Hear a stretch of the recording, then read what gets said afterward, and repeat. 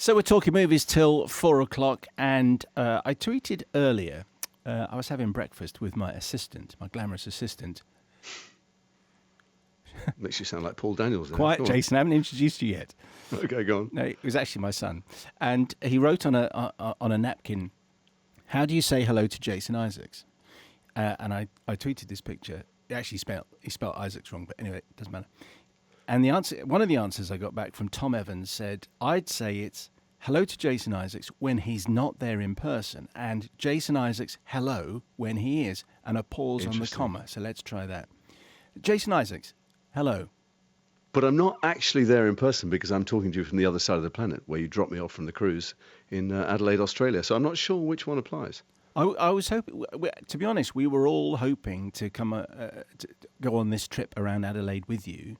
But when the boat arrived, it just had room for one. So can I make a complaint about the cruise? Yeah, I felt there was a lot of unnecessary snorkeling. That's been an increasing trend over recent years. Unnecessary snorkeling. In I fact, want some of my money back had I paid for my ticket. And the interesting thing is, people wanted to snorkel off the Isle of Wight, which is a very rare thing. Normally, that is interesting to people who know what that means. It all does sound like a euphemism, doesn't it? Anyway, what are you doing in Adelaide, Jason?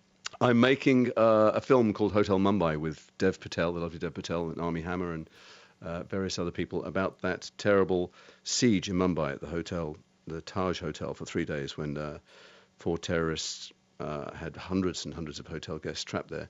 And the staff did extraordinary, heroic things going in and out of the building and saving the customers of the hotel. That's back in 2008, I think. Is that right? It is. It was back in 2008. In fact, it was 4 days of attacks in Mumbai, but it's been consolidated into this siege in the hotel. And it's an extraordinary story because obviously the people who survived are around to talk to us and the relatives of the dead people. And it kind of beggars belief that the sacrifice and the heroism of these very lowly paid kitchen staff who had no reason to come back in and save these well-off guests, but just did unimaginable things that no Hollywood screenwriter would ever come up with. And it's humbling to face it every day and to try not to make it seem like a movie. And where do you fit into that story? I am an amalgamation of a couple of characters. I am a Russian businessman. There were lots of them there. And I have a secret, which I don't want to tell you about because it wouldn't be a secret anymore. But I'm just one of the very wealthy clients who's sitting in the Shamiana restaurant, which exists, who's there when suddenly all hell breaks loose and we all try and decide what to do. And we're led by, amazingly, the chef and the waiters who tied pots and pans to themselves to try and make themselves bulletproof and shepherded the guests around the hotel and kept most of them alive. And where do you say your character's from? He's from Russia. And Oddly, he's from Russia, which means that I have to speak a lot of Russian, which I don't actually do. So I'm walking around in this film with other people doing magnificent acting, spouting what seemed to me to be non sequiturs, just disjointed syllables that I've learnt phonetically. See, now I saw you tweet a while back about acting in Russian.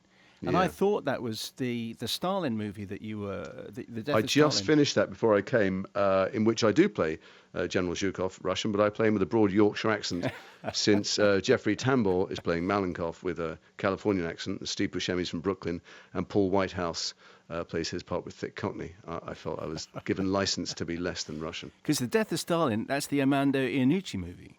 The genius Armando Iannucci, he's taken a French graphic novel, believe it or not, which is about the few days after Stalin died and the jockeying for power, and turned it into one of his potty-mouthed satires, and it's utterly brilliant. I mean, to walk into a room, and not that the audiences care about this, but for me, the fanboy thrill of walking into a room and seeing Michael Palin and Steve Buscemi and Jeffrey Tambor and Simon Russell Beale, one of our great classical actors, and Paddy Considine, this odd, eclectic bunch of people, all of whom were trying to out-funny each other, led by the great Giuseppe that Armando Iannucci is. It was just phenomenal. I hope it's half as fun to watch as it was to make. I'll tell you what was really odd about it. Of course, we were making it whilst David Cameron was getting stabbed in the back by Boris Johnson, who was getting stabbed in the front by Michael Gove, who was getting stabbed in the side by Theresa May. And it's a film about the jockeying for power after the death of Stalin, and every single day it felt like life was imitating art. It was like we were sending out scripts to Downing Street. Are you equating the overthrow of David Cameron with the death of Joseph Dujashvili?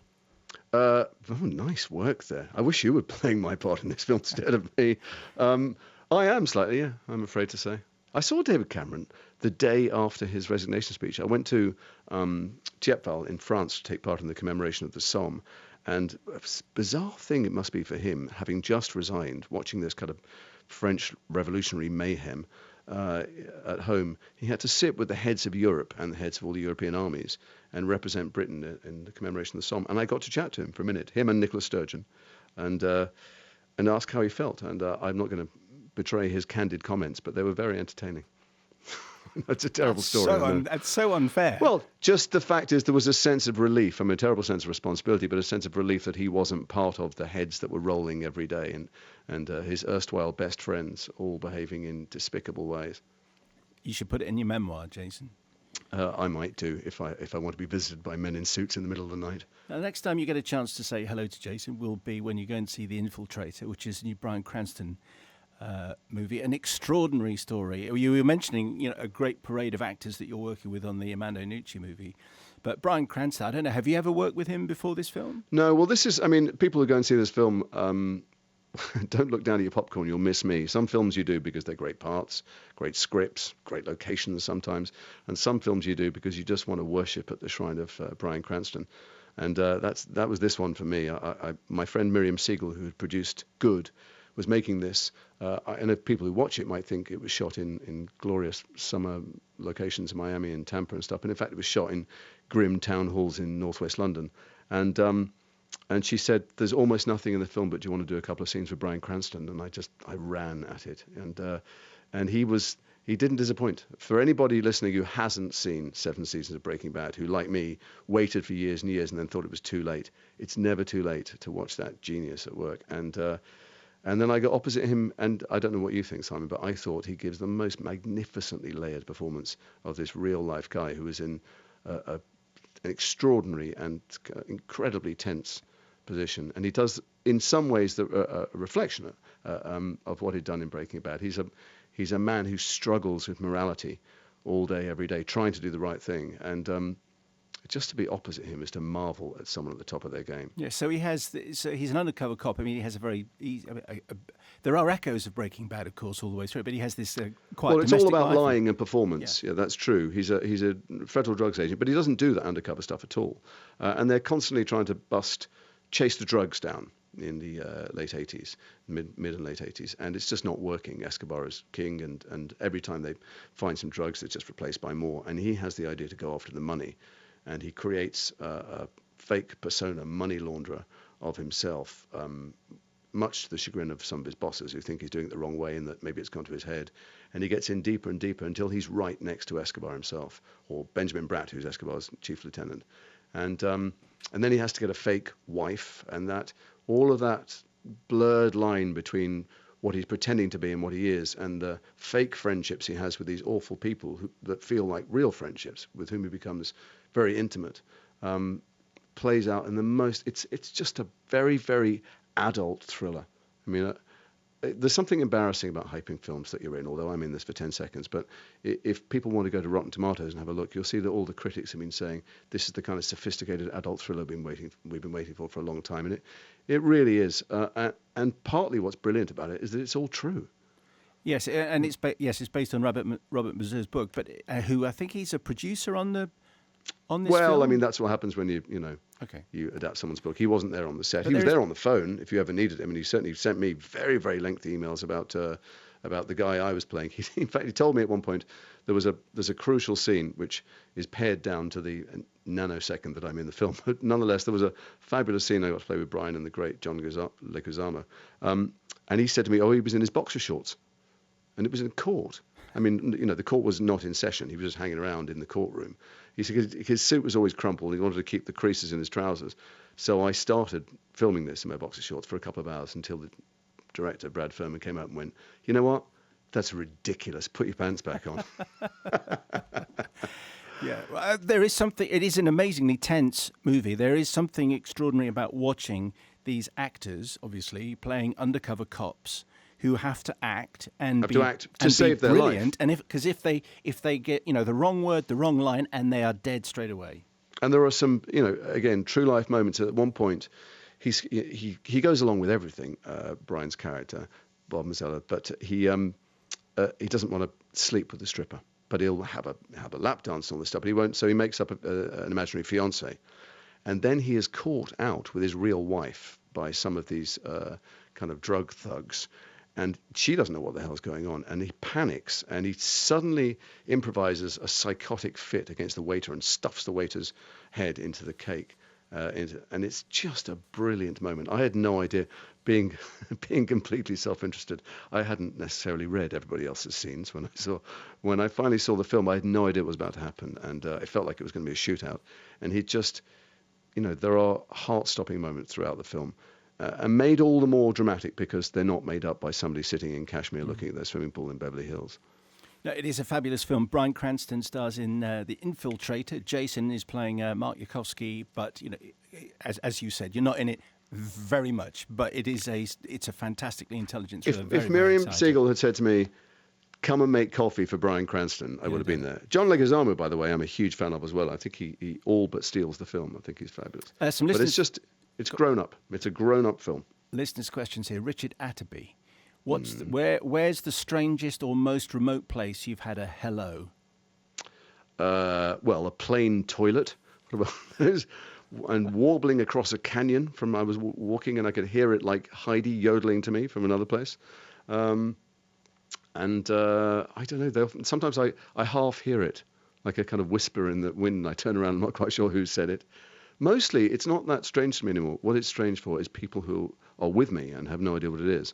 When somebody comes up and says, I just have to say hello to Jason Isaacs, and they walk away, and whoever I'm with goes, that was weird, wasn't it?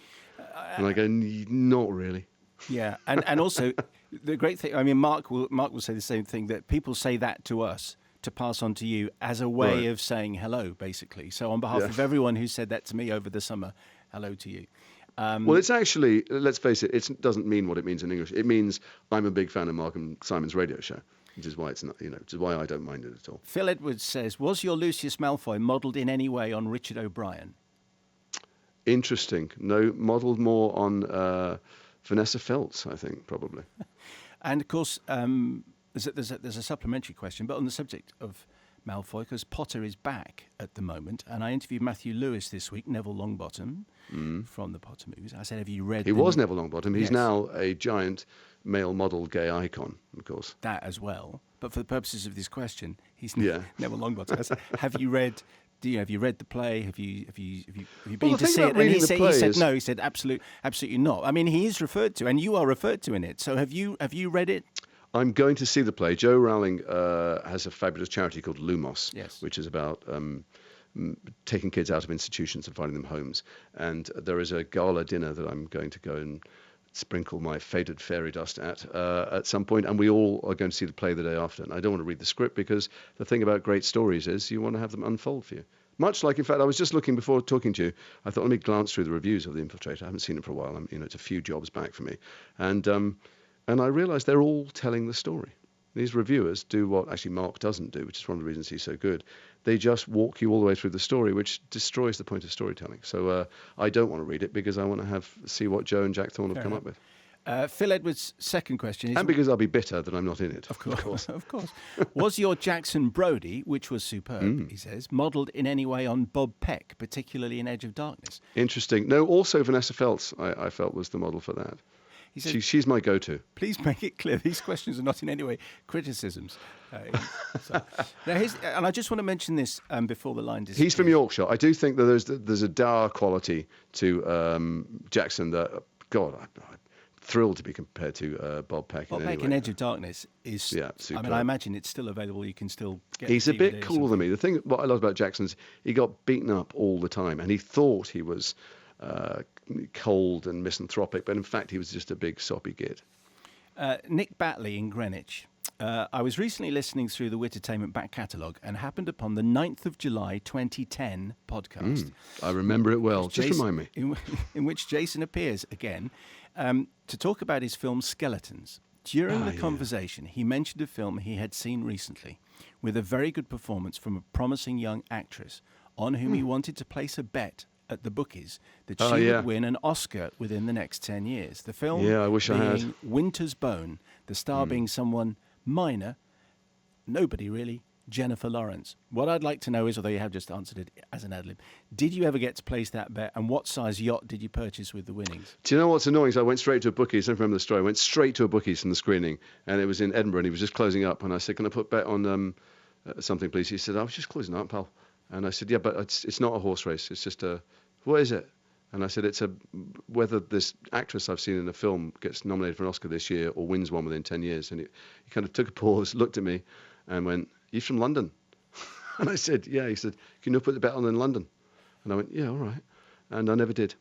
What a mistake. What Damn. a mistake! But you saw that, and I had forgotten that you'd mentioned Jennifer Lawrence probably. But I before defy anyone anyone to watch it and not see that is an explosive talent. I mean, she did something incredible in there. Particularly that film mixes her with real characters from the Ozark Mountains, with no teeth and no nose, and who are their own fathers. And you can't tell who's the actor and who are the locals. I am being told to stop talking to you now. No. But just as a PS to that, is there anyone that you would like to mention now who you've seen or acted with, or maybe seen them in a play? Can I mention that it's my daughter Ruby's 11th birthday today, and I'm the other side of the world again, as I've been so often. I was away in New York for months, and Germany, and all these places, and I live and worship, live for and worship my kids, and I'm sorry I'm not there, and I send her a radiophonic kiss through you and Mark. Okay, which is not the answer to the question, but... Go on, sorry. An actress who I think is up and coming. Or anyone. So first of all, yes, happy birthday, Ruby. And second, is there anyone that you just like to tip for glory who you might have worked with in the last couple of years that we should put a bet on?